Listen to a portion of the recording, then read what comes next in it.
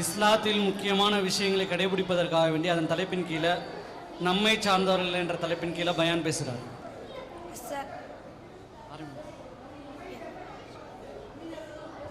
அஸ்ஸலாமு அலைக்கும் ரஹ்மத்துல்லாஹி வ பரகாத்துஹு நஹ்மதுஹு வ நுஸல்லி அலா ரசூலிஹில் கரீம் அம்மா பாத் ஃபகத் கால அல்லாஹு சுப்ஹானஹு தஆலா ஃபில் குர்ஆனில் கரீம் வல் ஃபுர்கானில் மஜீத் பஅத் அஊது பில்லாஹி மினஷ் ஷைத்தானிர் ரஜீம் பிஸ்மில்லாஹிர் ரஹ்மானிர் ரஹீம் இன் குன்தும் துஹிப்புனல்லாஹ ஃபத்தபிஊனி யுஹ்பிபுகுமுல்லாஹ் قال رسول الله عليه وسلم ومن رغب عن سنتي فليس مني.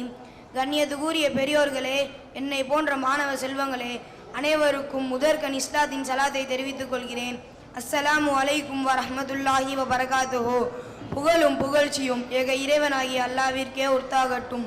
சாந்தியும் சமாதானமும் என் பெருமானார் ரசூலே கரீம் ஸல்லல்லாஹு அலைஹி வஸல்லம் அவர்களின் மீதும் நல்லோர் சான்றோர் மீதும் உண்டாகட்டுமாக. அல்லாஹ் நம் அனைவரையும் நலனுடன் வாழதான் குர்ஆனின் கட்டளைகளையும் நபியின் வாழ்க்கை வழிமுறைகளையும் நமக்கு அருளியுள்ளான். எம்மனிதர் குர்ஆனின் கட்டளைகளையும் நபியின் வாழ்க்கை வழிமுறைகளையும் தன் வாழ்க்கையில் செயல்படுத்துவாரோ அவர் வாழ்க்கை இவ்வுலகிலும் மறுமையிலும் அழகானதாக அமையும். எம்மனிதர் குர்ஆனின் கட்டளைகளையும் நபியின் வாழ்க்கை வழிமுறைகளையும் தன் வாழ்க்கையில் பின்பற்றவில்லையோ அவர் நபியுடைய சமுதாயத்தை சார்ந்தவர் அல்ல. நபி ஸல்லல்லாஹு அலைஹி வஸல்லம் அவர்கள் கூறுகிறார்கள், மல்லம் யரஹமு ஸகீரனா வ மல்லம் யுவக்கீர் கபீரனா ஃபலைஸ மின்னா. யார் சிறுவர்கள் மீது இரக்கம் காட்டவில்லையோ, பெரியவர்களுக்கு மரியாதை செலுத்தவில்லையோ அவர் நம்மை சார்ந்தவர் அல்ல. மக்கா வெற்றியின் போது அபூபக்கர் சித்திக் ரலியல்லாஹு அன்ஹு தனது தந்தை அபு குஹாஃபா ரலியல்லாஹு அன்ஹு அவர்களை நபியின் சமுதாயத்திற்கு தள்ளாத வயதுடையவரை அழைத்து வந்தார். அப்போது நபி ஸல்லல்லாஹு அலைஹி வஸல்லம் அவர்கள், ஏன் இவரை அழைத்து வந்தீர்கள்? நானே அங்கே வந்திருப்பேன் என்று நபி ஸல்லல்லாஹு அலைஹி வஸல்லம் அவர்கள் கூறுகிறார்கள். இங்கு முகமது நபி ஸல்லல்லாஹு அலைஹி வஸல்லம் அவர்கள் முழு உலகத்துடைய தலைவர் ஆவார்கள். இஸ்லாம் முதியவர்கள் மீது இரக்கம் பட சொல்கிறது.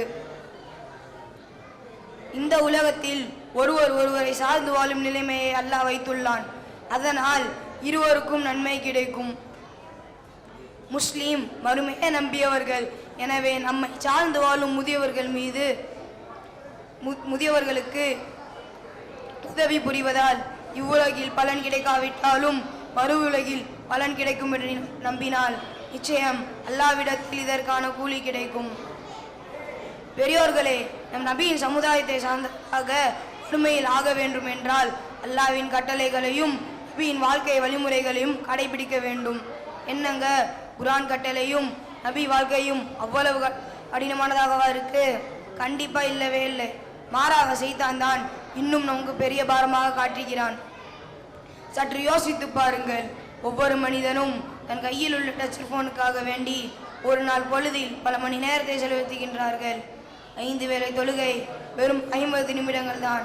அதை நாம் யார் நிறைவேற்றுகின்றோம்? அதனால் கண்ணியவான்களே, நாம் நம் வாழ்வில் தீனுக்காக நேரத்தை அதிகமாக செலவழிக்க வேண்டும். இங்குள்ள நேரம் மறுமையின் சேமிப்பு. அல்லாஹ் நம் தீனுக்காக நேரத்தை அதிகமாக செலவழிக்கக்கூடிய மக்களாக ஆக்குவானாக. வாஹிரு தாவானா அனில் ஹம்துலில்லாஹி ரப்பில் ஆலமீன். அஸ்ஸலாமு அலைக்கும் வரஹ்மத்துல்லாஹி வ பரகாத்துஹு.